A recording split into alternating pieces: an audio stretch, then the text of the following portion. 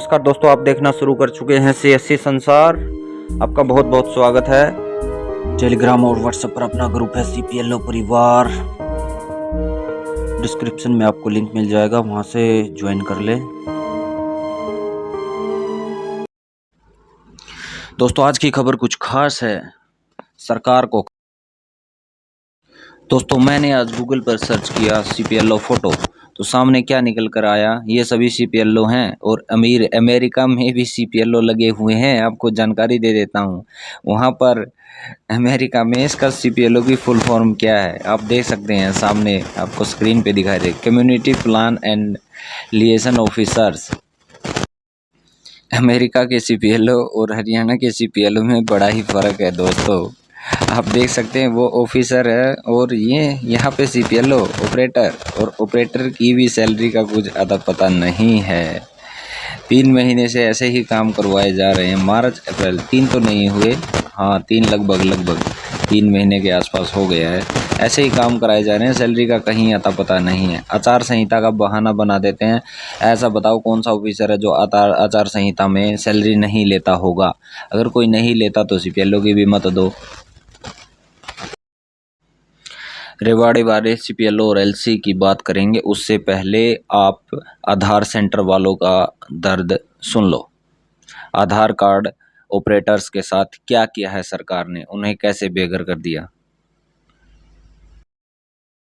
Election का time आ लिया है, एन जमा बखत के ऊपर इनका पेट के ऊपर लात लगी है कि हरियाणा का में लगभग 800 प्लस ऑपरेटर थे जिन लोगों की नौकरी जो है छुटवा दी है, और सोसाइटी ने छुटवा दी है, सरकार ने छुटवा दिया कि भाई तो हमने तड़के तो ऑफिस में नहीं आना है, तो हमने कोई काम नहीं करना है। अरे बात सुन लो, ये आदमी काम भी क्या करते, ये भाई काम क्या करते, आधार कार्ड में कोई किसी गड़बड़ी होगी कि मैं ऊंच नीच होगी तो उसे लगे ठीक करना, आगत है पक्षत है, किसी भी प्रकार की कोई समस्या आएगी तो ये ठीक क्या करते। अरे इलेक्शन का टाइम है, लगभग ज्यादा नहीं कहता हूँ तो यूं मान लो कि 22-25 आदमी तो सारी सार के हैं जिनको नौकरी से हटा दिया गया है, और उनका परिवार और इनकी ससुराल सारे के सारे सोच लो इनके गिला वोट कितने हो गए, और ये सारा का सारा नुकसान रणजीत चौटाला का उसका है, बीजेपी का उसका है। और काटने कम से कम तो देख लेते कौन सा टाइम के ऊपर काटने लग रहे हो। ये देखो ये हालात हो लिए ये भाई करेंगे के और काम कहता है, एक बार वो पूछ लो पहले तो। भाई साहब राम राम। राम जी। मैंने सुना कमीशन पे काम किया करते भीतर, एक आधार कार्ड में किसी नाम चेंज करना है, किसी का एड्रेस चेंज करना है, किसी की मात्रा गलत होगी तो एक आधार कार्ड के ठीक करने के आपको कितने रुपए मिलते थे? एक आधार को ठीक करने के 30 रुपए मिलते थे और 5 रुपए हमें उसका सामान के मिलते थे, प्रिंट वगैरह ठीक करने के मेंटेनेंस। यानी कि 30 रुपए आपका बचा करते? हाँ जी, मात्र 30 रुपए। तो दिन में आपका तो इतने कितने आदमी आ जाया करते भाई? आने को जी कई बार तो ऐसा होता है कि 10 भी और कई बार 40 भी आ जाते थे। आदमी आ जाते 40-50 भी हो जाए और 20 भी हो जाती थी एंट्री। अच्छा, ये 10-15 के ऊपर 18 के ऊपर मिला जाए। हाँ, जैसे बालसमंद डिस्ट्रिक्ट थी वहाँ पे दिन के अंदर 5-7 ही एंट्री आती थी और ऑपरेटर यहाँ से जाता था और आता था, बस का भाड़ा 120 रुपए हो गया। तो फिर इसे कई माड़े कर दिया था हमने कि एक साथ सबको रिजाइन लेटर दे बोला कि चलो भाई यहाँ पे आपकी जरूरत नहीं है, चलो भागो यहाँ से। तो एक काम हो गया, बोला मोदी जी आए, बोला आज शाम को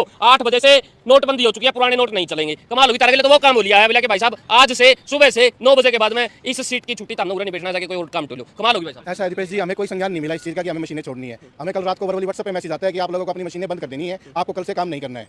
उसके बाद में पिछले 10 साल से हमसे आपने काम नहीं करना तो आपकी जगह ऊपर कोई और बंदे बुला रखे काम करना। हमारी जगह बंदे क्री डिपार्टमेंट को हमारी मशीनें अलॉट कर रहे हैं। अच्छा। अभी तक उनको अलॉट हुई नहीं है और अभी भी ऑफिस खाली है, वहाँ पे कोई नहीं है, वहाँ पब्लिक बैठी है और काम के लिए घूम रही है। यानी कि लोग चक्कर काटने लग रहे हैं कि भाई साहब मेरा काम करके जो आप लोग छुट्टी के ऊपर भेज दिया, बोला कि जाओ भाई साहब आपकी नौकरी खत्म। हाँ जी, बिल्कुल बिल्कुल ऐसा ही हो रहा है। पब्लिक चक्कर काटने लग रही है, उसका क्या बनेगा? उसका तो देखो सर, अब सरकार बनाएगी जो बनाएगी, हम क्या बना सकते हैं। हमें तो परमिशन होती है तो हम काम करते हैं वहाँ पे। कितने साल तक काम कर रहे थे मेरे भाई? 10 साल से जी। 10 साल तक? 10 साल तक लगातार काम करे थे, एकदम पेट के ऊपर लात लगी, चलते बढ़ो। हाँ जी बिल्कुल, 10 साल हो गए जी। अब तो है जी, अब तो है ही। तो क्या करोगे भाई? करांगे जी, इस उम्र में करे तो जॉब मिलेगी ना, तो कोई फॉर्म अप्लाई कर सकता। तो भाई आपके लगे किसाना गिला है ना हमारे साथ है जी। तो भी डाटा ऑपरेटर था। हाँ जी। हैंडीकैप भी है, दिखाइए करता हूं, ठीक-ठाक दिखो मैंने तो। ना ना रेडी कर। ओह अच्छा, ये देखो सूझ रहा है यो भाई साहब। आप तो दिहाड़ी मजदूरी भी नहीं कर सकते? कोई दिहाड़ी मजदूरी नहीं कर सकता जी मैं। आधार ऑपरेटर अभी मैं आधार में 10 साल हो गए जी काम करते हुए। अब मैं कहाँ जाऊँ जी और कहाँ काम करूँ जी? और ना कोई जॉइनिंग का कोई लाइटर लूटर की में है, दिखाइए क्या चीज है, कोई आई कार्ड की में इस तरीके से होता है। आई कार्ड ये है। अच्छा ये देखो, एडमिनिस्ट्रेटिव कंट्रोल थोड़ा दूर तक दिखा भाई। Administrative control district administration Hisar Haryana, card number 2, नाम है अंकित, आधार ऑपरेटर DITS हिसार, और MP कोड 0007, और Gaurav Rohila project coordinator UIDI Hisar, और होल्डर के ऊपर इसके साइन कर दिए हैं। ये आपका प्रूफ हो गया कि भाई आप यहाँ पे थे। अच्छा, ये 25 क्या के लिए रखिए भाई साहब? 1,23,625 है क्या? जो हम इनकी जो फीस आती थी पब्लिक की उसको जमा करवाते थे। ये उस चीज की स्लिप है, बकायदा सबकी एंट्री DITS को जाती थी। अच्छा। और उसके बाद DITS हमारी सैलरी निकालती थी। अभी पिछले 2 साल की हमारी सैलरी पेंडिंग है। 2 साल की तनख्वाह भी नहीं दी? 2 साल की तनख्वाह पेंडिंग है, और अगर आज हमें निकालते हैं तो ये हमें डीएक्टिवेट करेंगे, तब जाके हम कहीं नौकरी लगेंगे। और डीएक्टिवेट करने में ये हमें क्या पता 6 महीने लगा दे, साल लगा दे, हम कहीं रोजगार नहीं कर सकते। तनख्वाह क्या आपके क्या रुपया अटके पड़े हैं डिपार्टमेंट पर ऑपरेटर 1.5 से 2 लाख रुपया है। ओ भाई तो फिर बिना पीछे कुकर काम चले था भाई तारा? वो जी 35 रुपये जो हमारे एंट्री के आते थे ना, उसमें हम काम चला रहे थे। और जो नए गए और जो मेंटेनेंस की फीस देनी होती है वो सरकार को देनी होती थी जी। अच्छा। हाँ जी, उससे हम काम चलाते थे। सरकारी फीस आनी थी ना, वो पेंडिंग है। जैसे पब्लिक से ऑर्डर आया ऊपर, तो ऑर्डर की कॉपी है आपके पास? तो पब्लिक से पैसा आया ना, ऑर्डर आए हुए हैं। ये ऑर्डर आया है ऊपर से from additional chief secretary of government of Haryana citizen sources information department CRID। और इसके अंदर ये लिख दिया कि भाई आप आज से नौकरी के ऊपर नहीं जाओगे, यही है क्या? इसके अंदर ये है जितने भी हम ऑपरेटर हैं हम सबको घर बिठा दिया जाए। और ये जो फैमिली आईडी डिपार्टमेंट बना हुआ है, जो फैमिली आईडी डिपार्टमेंट, आपको पता है फैमिली आईडी कैसे चल रही है हरियाणा सरकार के अंदर, तो उनको दुनिया तंग हो रही है, सारी दुनिया तंग हो रही है। उनको सब कहते हैं परिवार पहचान पत्र नहीं है, परेशानी परमानेंट पहचान पत्र है। बिल्कुल बिल्कुल सही बात है, उनको ही हमारा डिपार्टमेंट दे दिया जा रहा है। हमारे ऊपर ब्लेम लगाया जा रहा है कि ये करप्शन कर रहे हैं। अच्छा, बताओ, किसी भी ऑपरेटर की कोई लिखित शिकायत नहीं है, नहीं है, उसके बाद भी बोल रहे हैं कि आप करप्शन कर रहे हो। आप करप्शन कर रहे हो। फैमिली आईडी फैमिली आईडी की कोई शिकायत नहीं है किसी ऑपरेटर की, बस किसी की 10 साल से हमने इस सरकार के साथ में काम किया। तो फिर ये सोच रहा है क्या है कि मैं जोश जनून है कि सरकार की जिंदाबाद करोगे, मुद्दाबाद करोगे, क्या करोगे? ऐसा है जी, हमारे पास जोश है, इन्होंने तो हमें निकाल दिया, लेकिन हम ऊपर तक लड़ाई लड़ेंगे और हम कोशिश करेंगे हम अंदर जाए, हमारी नौकरी सीटों पे वापस जाए, इस सरकार के खिलाफ में प्रदर्शन करेंगे हम। अच्छा, इनकलाब जिंदाबाद, इनकलाब जिंदाबाद, इनकलाब जिंदाबाद। राहुल जी, ये तो सागियां दोहरा लिए हैं जो उनसे 2.5 साल तक लगातार आप धरने के ऊपर बैठे हुए, आपने आगे टक्कर लिए हैं। ये 10 साल से लगे हुए आदमियों की 2 साल से सैलरी नहीं, इनकी भी कोई कमी रही होगी। ये भी सरकार के साथ छिपे रहे हैं, 2 साल सैलरी ना मिले, रोटी ना मिले तो कोई आदमी भूखा काम कैसे करेगा? पहले 30 रुपये कमीशन मिला करता, बस उसे तक घर का गुजारा कर लिया करते। अब जो इनको कमीशन मिलता था उससे ये गुजारा करते थे, लेकिन 2 महीने 3 महीने 4 महीने, आखिर तो हद होनी चाहिए। 24 महीने तक सैलरी ना मिले, सड़क पे आना चाहिए था, आंदोलन करना था। वहाँ गलती रहेगी कि पेट का गांठ मार के काम चला दी, गांठ नहीं मारनी चाहिए। नहीं मारनी चाहिए थी। ये एक चीज अड़ाई करते कि जब तक जिसका आधार बन गया वो जनरेट ना होगा, उस बंदे का आधार नहीं बनेगा तब तक आपने पैसे नहीं मिलेंगे। ये कंडीशन जब तक तैयार नहीं होगा, इतना कुछ नहीं होगा। इनके पास में कोई ऊपर से रिकॉर्ड नहीं आता है। इन्होंने जितने ऑपरेटर खड़े हैं सबसे DITS ने फालतू पैसे ले रखे हैं, मनमर्जी फीस ले रखी है, अपनी मनमर्जी की फीस बनाते हैं। यहाँ पे एक ऑपरेटर ऐसा है जिसकी हार्ड डिस्क खराब हो गई है, उसका कोई इसमें काम नहीं है, उस ऑपरेटर ने 1,90,000 रुपए दिए DITS को, और ये इन उसका रिकॉर्ड नहीं मांग रहे हैं। सबूत है क्या आपके पास में? हाँ, बकायदा स्लिप है उसकी, और ऑपरेटर यही है अनिल इसके खत्म करवाई है ये DITS के डिस्ट्रिक्ट इन्फॉर्मेशन, इसने कटक लगवाई है। ये DITS कहीं नहीं करवाती जी। तो आपका धोरण क्या भ्रष्टाचार आप कर रहे हो, वो कर रहे हैं, कौन कर रहा है? वही कर रहे हैं जी, भ्रष्टाचार, मनमर्जी फीस लेते हैं। नहीं, मान लिया आप 1,90,000 बता रहे होगे, आपका डेटा था, डेटा गुम हो गया, अब उस पर 1,90,000 रुपये ले लिए, तो 1,90,000 रुपये ले तो कौन सा डेटा आ गया भाई साहब उसमें? वो तो ये वही बताएंगे ना, उनसे पूछते हैं तो वो कहते हैं फालतू बात करने की जरूरत नहीं है, वो बात ही नहीं करते हैं। पहली बात तो क्या गानूंगा, फालतू बात करने की जरूरत नहीं है। भाई जिनके पास पावर है वो ऐसा ही बोलते हैं। ये बच्चे बेरोजगार हैं, कत्ते लगे हुए हैं, इनकी कोई परमानेंट जॉब नहीं है, इनके साथ जो आज किया गया है वो नहीं होना चाहिए, मैं इसका विरोध करता हूँ। लेकिन जो ये लोग हैं, इन लोगों को भी अपनी लड़ाई लड़नी चाहिए। और मैं तो इनको सलाह दूंगा कि ये 22 आदमी है, आज इलेक्शन का टाइम है, यहाँ रणजीत चौटाला जो है ना बीजेपी का कैंडिडेट है MP का, उसके पास ना आके बैठ जाओ भाई, धरना लगा के न, लेटर लेके न, कि हालात बना दी हमारी। एक और मैं कहना चाहूँगा, जो बिना खर्चे बिना पर्ची के लोग ये कहते हैं ना इनके नेता, इनका डिपार्टमेंट क्यों कहता है ये सारे भ्रष्ट है। ये कौन हमने 10 साल का एक्सपीरियंस है, हमने तो उठाया उनके हमें कहते हो अगले भ्रष्टाचार के लिए हमें भ्रष्ट आए गया। इसकी इंक्वायरी के लिए इसकी इंक्वायरी के लिए बकायदा PMO पे मेल किया हुआ है, हमने PG पोर्टल पे एप्लीकेशन भी लगाई है, लेकिन इन्हीं अधिकारियों के पास क्या करोगे? ऐसा है जी। अब इस इलेक्शन के अंदर हम रणजीत चौटाला जी को कहना चाहते हैं, आप हमें हमारी नौकरी दिलाने का कष्ट करें, नहीं तो हम बीजेपी को अपने वोट की चोट देंगे जी। हाँ जी, बिल्कुल देंगे जी। चलो बहुत बहुत धन्यवाद। आगे क्या होगा पता नहीं, लेकिन फिलहाल वोट की चोट जो वो करने का जिक्र है लिया है, लेकिन इतने सारे लोग अगर वोट की चोट करेंगे तो कहीं ना कहीं पे नुकसान जो है वो भारी हो सकता है। फिलहाल ये वीडियो यहीं तक। इस वीडियो ने करो खुल के शेयर, देखते रहो WH 20 इंडिया। आपके पास धन्यवाद, जय हिंद। तो क्या CPLO भी वोट की चोट कर सकता है सरकार पर? ये तो थोड़े से थे, लेकिन CPLO की आप स्ट्रेंथ देखेंगे तो कितनी होगी। अगर 6,000 भी हैं तो 6,000 लोगों के साथ उनका परिवार देखो। अगर CPLO के वोट की चोट करता है तो कम से कम 10-12 लाख वोटों का फ़र्क पड़ेगा सरकार पर। ये बात हम क्यों नहीं सरकार को समझा सकते? आप 12-15 लाख वोटों के लात मार रहे हैं।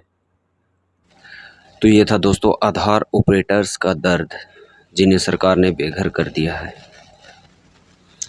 अब CPLO इसमें भी अपना फ़ायदा ढूंढ रहा है कि ग्रिड डिपार्टमेंट के पास इनकी मशीनें रखी जाएंगी तो ये काम CPLO और LC को ही मिलेगा, क्योंकि ग्रिड डिपार्टमेंट ने जो भर्ती की है CPLO और LC की, अगर मशीनें ग्रिड डिपार्टमेंट के पास जाती हैं तो जाहिर सी बात है काम LC से या CPLO से ही लिया जाएगा।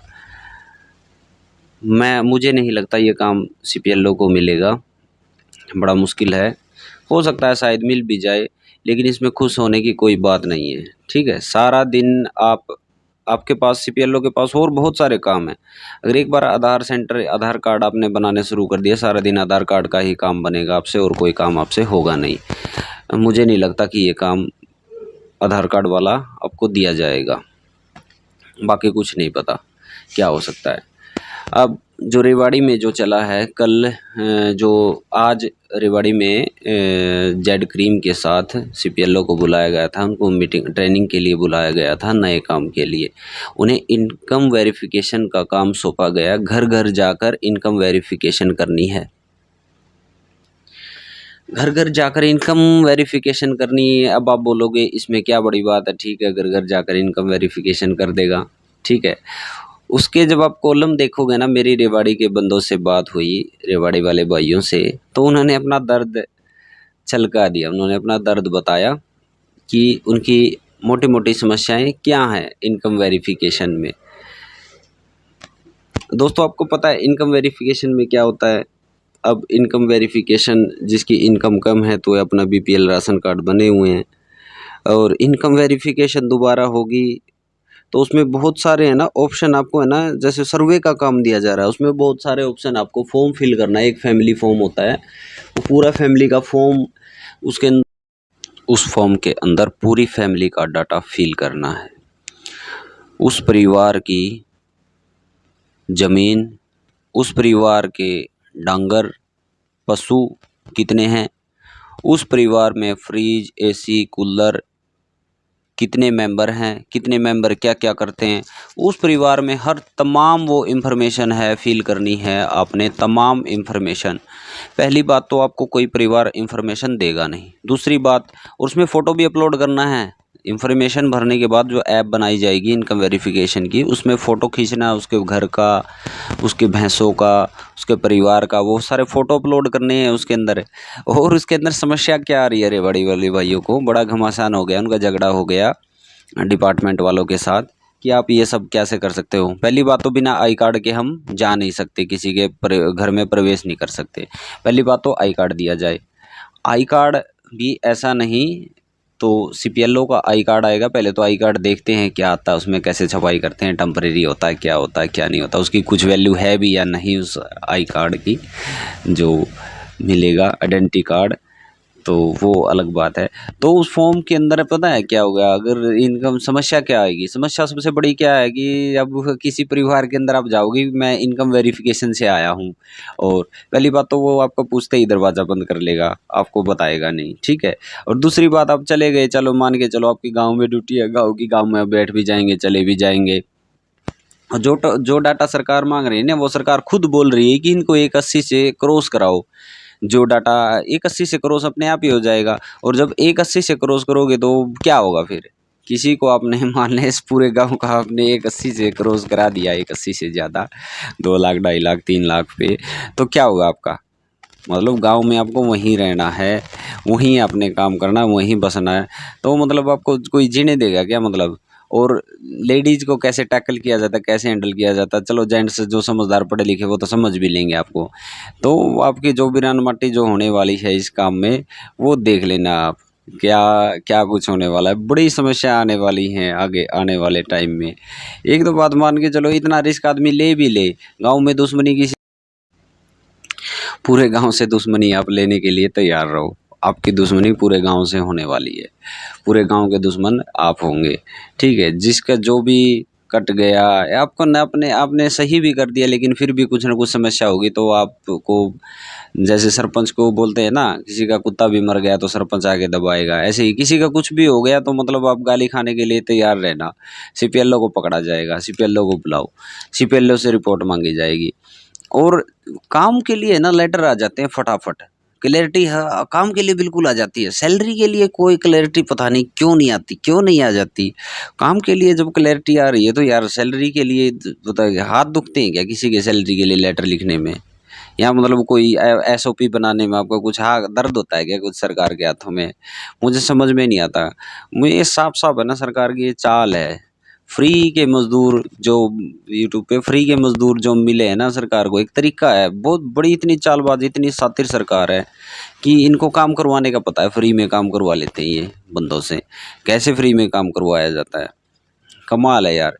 फैमिली आईडी CSC वालों का इन्होंने रस चूस लिया, सीएससी वालों का रस चूस लिया, पूरा सीएससी वालों के अंदर जो था पूरा सरकार ने रस चूस लिया। फैमिली आईडी का ये क्रिएट डिपार्टमेंट का जो काम था, इसका बजट अगर आप देखोगे ना कितना बजट था, कितने रुपए इसने क्रिएट करने में फैमिली आईडी में सरकार ने कितने रुपए खाए होंगे। और 10-10 रुपए सीएससी वालों फ्री में सिटीजन पोर्टल साथ में चालू कर देते हैं। और दूसरी बात ये देखो, ध्यान से देखना, कोई भी लागू करता है ना को पोर्टल, सिटीजन पोर्टल साथ में आ जाता है, भी सिटीजन भी कर सकता है वही काम। यार एक बात बता, सिटीजन इतना समझदार है, कर लेता है, तो फिर ज़रूरत क्या है, सारा काम सीएससी वालों से करा लिया। अब आधार कार्ड वालों को बाहर फेंक दिया, सीपीएलओ को भी ऐसे ही बाहर फेंकेंगे। पता नहीं कौन आईएएस अधिकारी सरकार के हाथ लगा जो सरकार को इतनी बुद्धि दे रहा है। इतना शाना दिमाग का बढ़िया, इतना शाना दिमाग पता नहीं कैसे कहाँ से आ गया सरकार के अंदर, फ्री में काम करवा रही है। जितनी बेरोजगारी इस सरकार ने फैलाई है 9 साल में, आप खुद सोच विचार करके देख लो। डी ग्रुप के सिवाय इन्होंने कोई भर्ती करी है?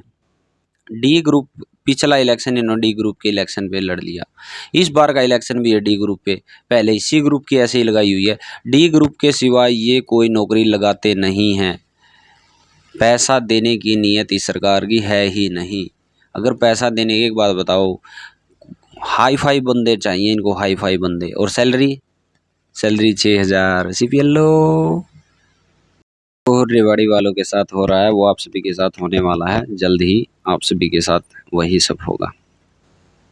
वीडियो काफ़ी लंबी हो रही है, जो अभी तक वीडियो देख रहा है उस भाई का बहुत बहुत धन्यवाद। जो नहीं तो शुरू में ही छोड़ देते हैं, लेफ्ट कर देते हैं वीडियो को। एक गुजारिश है, वीव यार मुझे समझ में नहीं आता, वीव 1K 2K आ जाते हैं तो यार एक बात बताओ, जब 1000 आदमी वीडियो देख लेते हैं तो यार एक सब्सक्राइब करने में क्या तुम्हारा हाथ दुखते हैं क्या? एक बार मुझे समझ में नहीं आती यार। या तो आप कमेंट में मुझे बताया करो कि भाई आपके कंटेंट में दम नहीं है, या फिर ये बताया करो आपकी आवाज़ में दम नहीं है, मैं ये वीडियो बनानी डालनी छोड़ देता हूँ, या फिर कहीं कुछ और डालना शुरू कर देते हैं, सीपीएलओ की वीडियो डालना बंद कर देते हैं। भाई यार जब वीडियो देखते हो, अगर मैं सीपीएलओ के लिए कुछ वीडियो बनाता हूँ तो यार एक सब्सक्राइब में कम से कम मेरा चैनल तो मोनेटाइज करा दो यार। हज़ारों चैनल आपने मोनेटाइज कराए हुए हैं, कितने चैनल सब्सक्राइब किए हुए हैं, एक और कर लोगे क्या घटता है आपका, कुछ खर्च होता है क्या? तो वही रिक्वेस्ट है आपसे, सब्सक्राइब कर लो अपना चैनल। धन्यवाद।